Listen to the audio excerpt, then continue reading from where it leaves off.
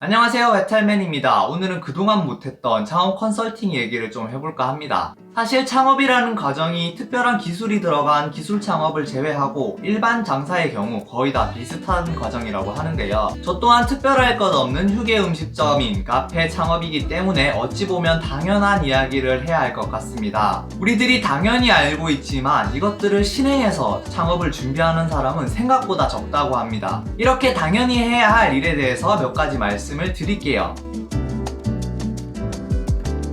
우선 첫 번째 미팅이 끝나고 그때 말씀드린 내용으로 저는 사업계획서를 작성했고요. 그때 작성한 사업계획서를 바탕으로 두 번째 미팅이 진행되었습니다. 사업계획서의 여러 항목 중에 특히 자본계획에 대한 항목에서 좀 더 디테일하게 수정을 요구하셨고요. 자금계획 항목을 작은 부분까지 세세하게 수정하는 작업을 진행하였습니다. 카페 창업에 들어가는 돈은 뭐가 있을까요? 일단 큰 것만 얘기해보자면 부동산 자금이 있겠고요. 그리고 인테리어 자금, 머신 및 집기에 들어가는 돈, 그리고 가구에 들어가는 돈이 있을 텐데요. 이걸 조금 더 세세하게 말해보자면 부동산 자금은 권리금, 보증금, 월세가 있을 거고요. 인테리어는 수도, 전기, 목공, 바닥, 페인트가 기본이고 추가 요소에 따라서 플러스 마이너스가 될 수도 있고요. 또 냉난방기의 여부, 인테리어 업체의 사용 여부에 따라서 크게 차이가 날 수 있습니다. 머신 및 집기의 경우 에스프레소 머신, 그라인더, 제빙기, 온수기, 냉장고 요 5가지는 기본이고요. 그리고 추가로 오븐이나 컵, 접시 등의 집기를 들 수 있겠네요. 가구는 몇 좌석이 들어갈지에 따라서 다르겠지만 일단 전체 비용은 정해놓는 것이 좋겠죠. 그리고 추가로 들어가는 돈이 테이크아웃 컵이나 캐리어, 슬리브 이런 소모품에 들어가는 돈이 있을 거고요. 당연히 원자재 값도 포함을 시켜야 됩니다. 마지막으로 따로 빼놓아야 할 운영자금까지.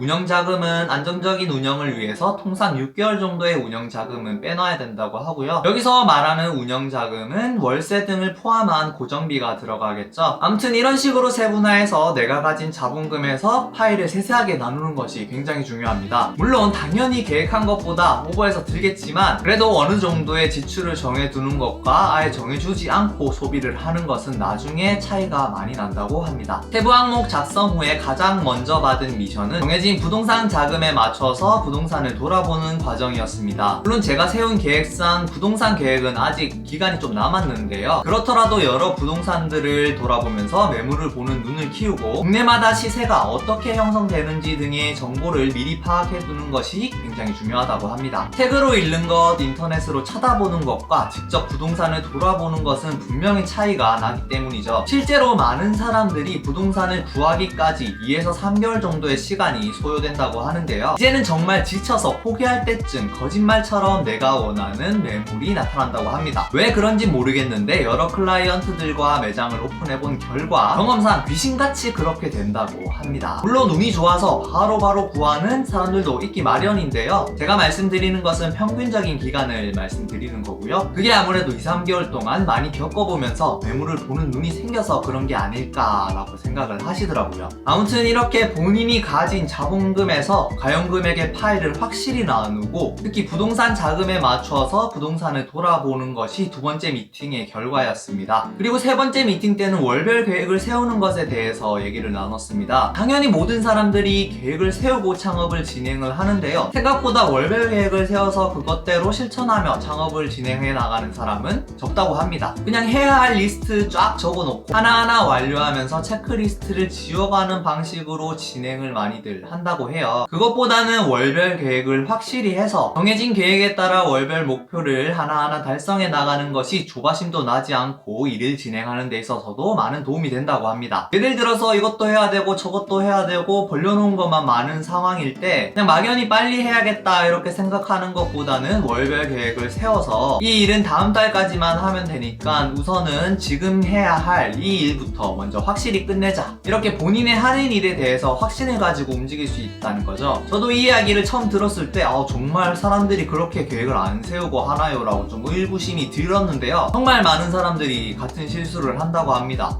그런데 정작 저도 듣고 보니까 월별 계획을 세워서 따로 저장해 둔 적이 없더라고요. 그래서 세 번째 미팅이 끝나고 바로 월별 계획을 작성했고요. 이렇게 작성해놓고 보니까 지금 당장 내가 뭘 해나가야 되는지가 바로 눈에 보여서 굉장히 좋더라고요. 그리고 마지막으로 소비자의 입장에서 내가 받고 싶은 서비스가 무엇인지에 대해서 한 번 더 생각해보라는 말씀이 들었습니다. 우리가 창업을 하다 보면 자신만의 생각에 갇히는 경우가 굉장히 많다고 하는데요. 내가 이런 서비스를 제공하면 소비자들은 당연히 좋아하겠지 싶은 서비스들이 실제로 소비자들한테는 굉장히 귀찮은 것이 될 수도 있다는 거죠. 실제로 저도 그동안 제가 하고 싶은 일만 생각했던 것 같습니다. 내가 이런 새로운 것들을 소비자들한테 제공하면 소비자들은 당연히 좋아하겠지 라고 하는 어떻게 보면 근거 없는 자신감이죠. 근자감에 빠져 있었던 것 같더라고요. 사실 이 근자감은 창업할 때는 양날의 검 같습니다. 자신감이 없이 창업한다는 것도 말도 안 되는 일이고요. 하지만 그 자신감도 지나치다면 오히려 역효과가 생겨서 소비자들한테 외면받는 그런 상황이 발생하곤 합니다. 내가 하고 싶은 일을 하는 것도 중요하지만 한 번 더 소비자의 입장에서 생각해서 소비자들이 쓸데없다, 귀찮다라고 생각하지 않게끔 그 내가 하고 싶은 일들을 어떻게 표현하느냐 그 문제에 대해서 한 번 더 생각해 봐야 될 것 같습니다. 우리 모두가 몇십 년 된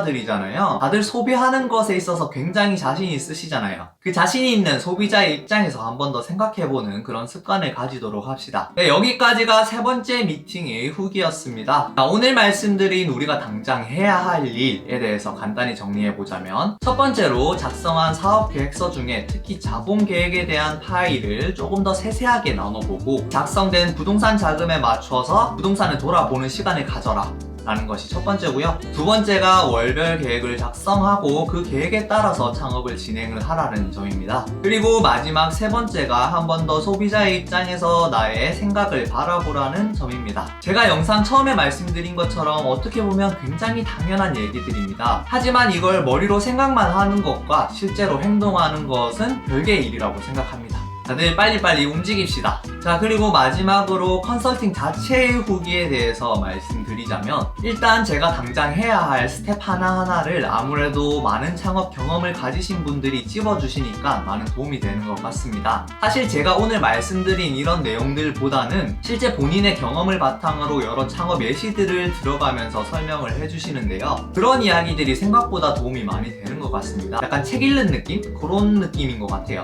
제가 하는 건 카페 전문 컨설팅 업체가 아니지만 그래도 이런 점들이 도움이 되더라고요. 여유가 되시는 분들은 카페 전문 컨설팅 해보시는 거 정말 괜찮은 것 같습니다. 그리고 실제로도 많은 분들이 하는 걸로 저는 알고 있거든요. 아무튼 오늘 영상은 여기까지고요. 저는 또 다음 영상에서 새로운 정보들을 가지고 찾아오도록 하겠습니다. 감사합니다. 안녕.